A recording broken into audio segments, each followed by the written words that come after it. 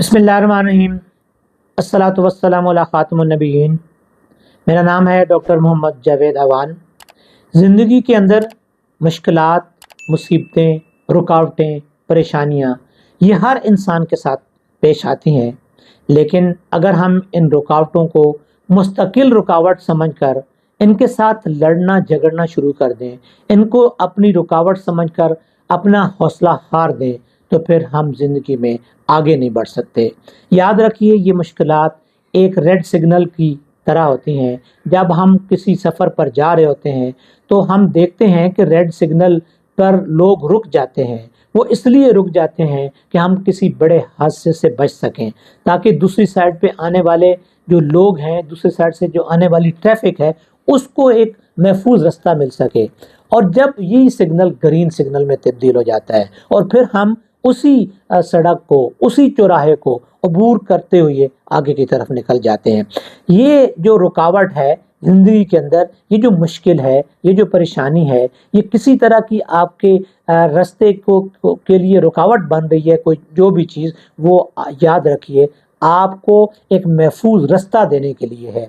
अगर आप इसको महफूज रास्ता समझ लेंगे, आप इसको अपने लिए ये समझ लेंगे कि बिल आखिर इस रेड सिग्नल ने ग्रीन होना है और मैं इस ग्रीन सिग्नल पर अपनी मंजिल की तरफ चल पड़ूंगा, मैं अपनी मंजिल को पाने के लिए आगे चला जाऊंगा, तो फिर आप इन मुश्किलात के साथ अपने आप को रोक कर नहीं रखेंगे।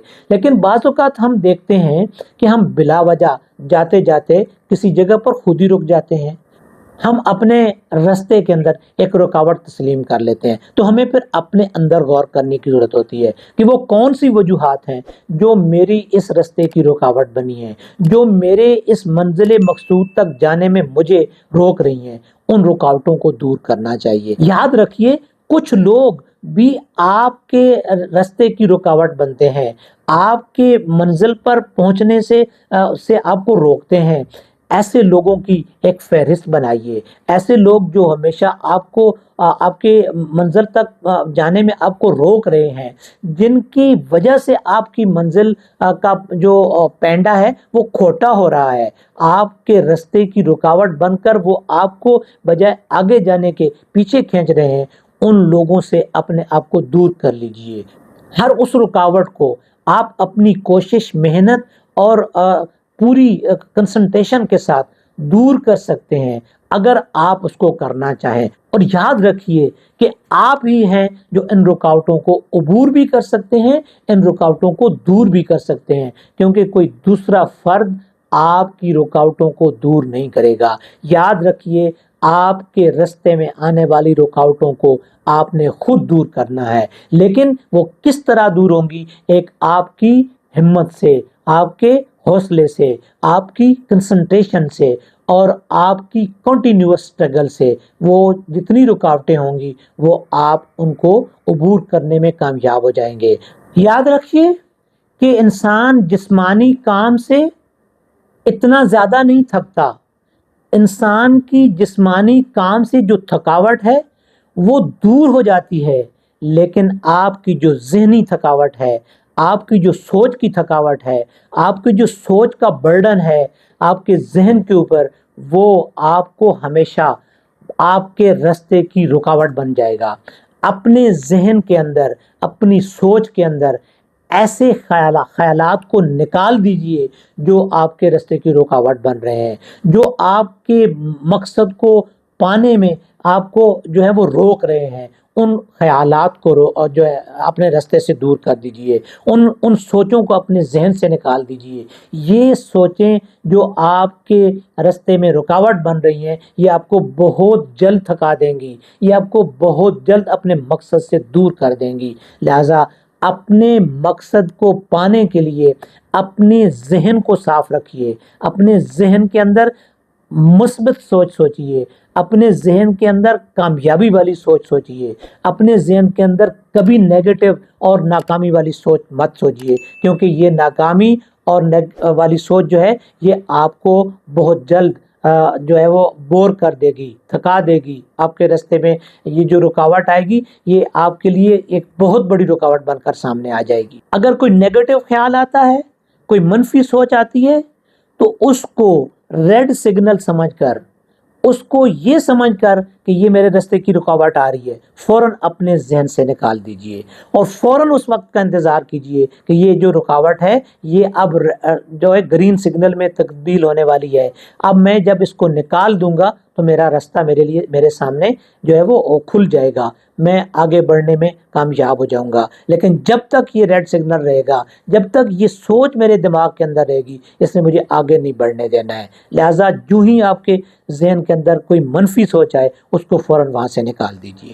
یاد رکھیے کہ پریشانی کے اندر سب سے پہلی جو مسئلہ بنتا ہے، سب سے پہلی رکاوٹ جو آپ کے آتی ہے وہ پریشانی کو حل کرنے کی صلاحیت کم ہو جاتی ہے۔ جب آپ پریشان ہو جاتے ہیں، جب آپ اس رکاوٹ کو اپنے لیے پریشانی کا سبب بنا لیتے ہیں، جب وہ جو رکاوٹ آپ کے راستے کی رکاوٹ آ رہی ہے اس کو آپ پرماننٹ سمجھنا شروع کر دیتے ہیں، تو آپ کے اندر اس پریشانی سے نجات کی جو صلاحیت ہے وہ چھن جاتی ہے، اور جب وہ صلاحیت چھن جاتی ہے تو پھر آپ بہت جلد ناکامی کی طرف بڑھ جاتے ہیں۔ اسی لیے ہمیشہ کہا جاتا ہے کہ جب آپ بہت زیادہ خوش ہوں یا بہت زیادہ پریشان ہوں، کوئی فیصلہ نہ کیجیے، کیونکہ یہ پریشانی اور خوشی کے وقت آپ جو فیصلہ کرتے ہیں وہ اکثر غلط فیصلہ ہوتا ہے۔ لہٰذا پریشانی کے وقت اپنے آپ کو پہلے سنبھالیے، پریشانی سے نجات کا ذریعہ تلاش کیجیے، حوصلے کو مت ہاریے۔ جب آپ حوصلے کو نہیں ہاریں گے تو آپ پریشانی سے بہت جلدی نکل جائیں گے۔ جب آپ پریشانی سے نکل جائیں گے تو آپ کا ہر فیصلہ، آپ کی ہر بات جو ہے وہ بہتری کی طرف چلی جائے گی۔ آپ اپنے اندر ایسی صلاحیت پیدا کر لیں گے کہ آپ نے ان مشکلات کو جو ہے وہ عبور کرنا ہے، کس طریقے سے عبور کرنا ہے، ان رکاوٹوں کو کس طریقے سے عبور کرنا ہے، ان رکاوٹوں کو کس طریقے سے دور کرنا ہے۔